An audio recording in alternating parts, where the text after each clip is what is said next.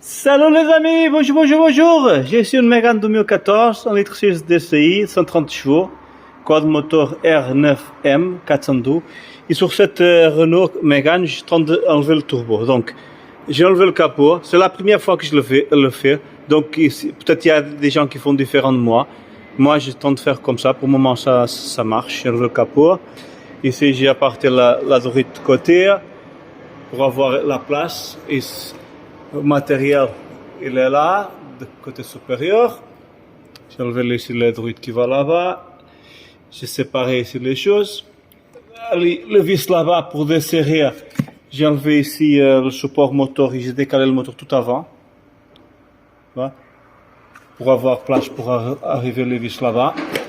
Et d'ici au le FAP, c'est desserré. Ça, c'est pour desserrer le FAP. Le desserrer. Il est libre, j'ai enlevé les prises là-bas aussi. J'ai enlevé le verso pour pouvoir desserrer le FAP et enlever le FAP en bas. Il y a ici quelques matériels. Et là, le FAP, il est prêt à sortir. Regardez. Ici, il faut faire attention sur le FAP parce qu'ici, il va une cache comme ça. Cette cache-là. Il va là-bas. Et ça, comme ça. Et ça se voit pas, cette tuyau-là. Donc, le FAP, il est desserré, mais comme il y a la cache là-bas, on ne voit pas ce tuyau serré sur le FAP, il ne voulait pas sortir. Donc, j'ai trouvé ça, j'ai enlevé, maintenant il est complètement desserré. C'est important aussi enlever cette sonde, parce qu'elle va là-bas, et elle reste avec toutes les autres sondes. Et maintenant, je vais l'enlever, le FAP, pour avoir l'accès au turbo. Il est déjà par terre, comme vous pouvez voir la taille de cette monstre, cette particule. Il est énorme. Et maintenant, sur toutes les vis, le turbo il est prêt à sortir. On voit déjà le tuyau qui va d'ici là-haut de pression. Le tuyau de graissage je l'ai enlevé aussi. Et le turbo il est libre. C'est juste l'enlever. Je vais vous montrer là-haut comme il est.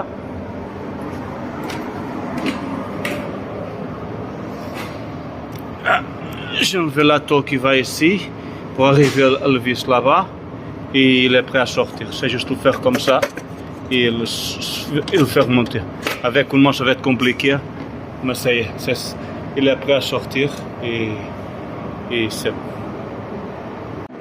C'est comme ça qu'il reste quand on enlève le turbo. Regarde là, va neiger l'endroit qu'elle est là. C'est vraiment bien fait, non? Va neiger ici. Autre chose que c'est bien fait, trop bien fait. Je rigole comme logique. C'est cette radiateur de la vanneigère. Regardez. Si on commence à fuir, il faut déposer le FAP. Pour déposer le FAP, il faut enlever le verso. Et il est là le turbo.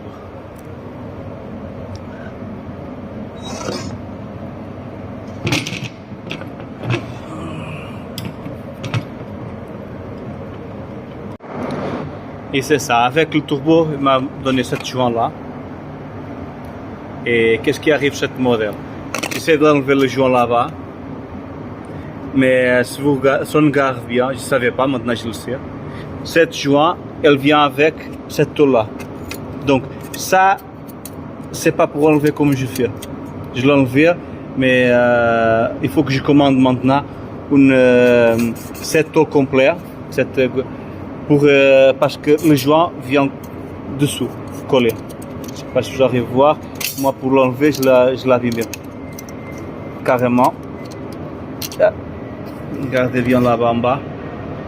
Regardez l'épaisseur de ça. Donc, le joint, c'est complet.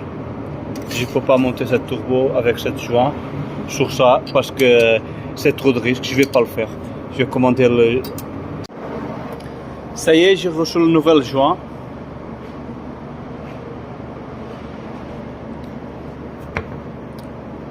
Et maintenant, il y a qu'à la remonter à la place. Maintenant que je vais préparer pour démonter la vieille tôle pour mettre la neuve, je me dépare avec ça. Regardez là le vis. La vis là. Tout en haut. Ici, moi j'arrive à montrer. Derrière cette vis là, il y a autre vis. Et c'est cette vis qu'il faut sortir. Donc, merci Renault. J'ai encore des montages. Après enlever ici la vanne pour gagner de la place. Après enlever la vis là-haut. La tôle est complètement chaude. Mais elle ne sort pas. Parce qu'il faut enlever encore ce support là. Merci Renault Renaissance. Parce que ça, cette moteur c'est japonais. Allez, continuez. Finalement, elle est sortie. Comme vous voyez, j'ai enlevé le gros support, j'ai enlevé la vanigère, je l'ai posée. J'avais une vis ici cachée que je ne savais pas. Comme je vous dis, c'est la première fois que je démonte. Celui-là. Il était là-bas caché, je ne voyais pas. Maintenant, il est démonté, ça y est, c'est bon. On va préparer pour mettre la neuve. Et c'est ça. Finalement, c'est sorti. Comme vous pouvez voir, il y a joint de cette côté. Il y avait la joint ici que j'ai enlevé. Tout pour monter là-haut neuf, le filtre à particules déjà pointé. Et je galérais vraiment pour passer ça. Juste à trouver la bonne technique. Quelle est la bonne technique?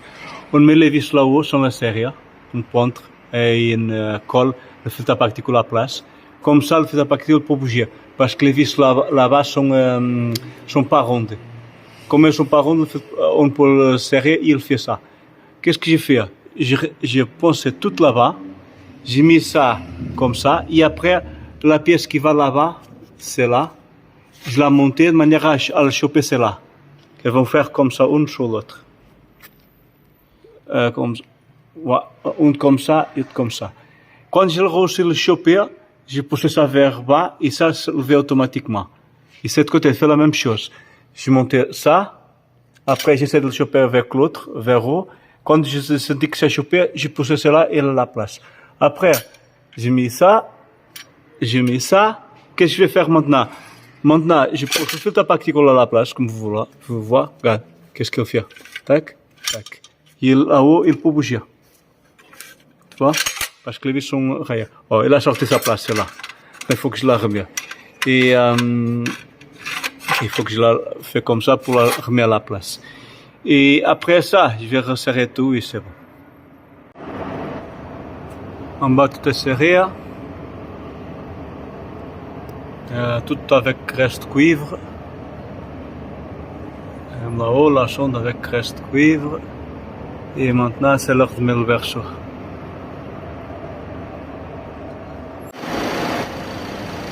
Le travail manque juste maintenant le capot et la bête pare-brise et tout ça, et le cache en bas du moteur.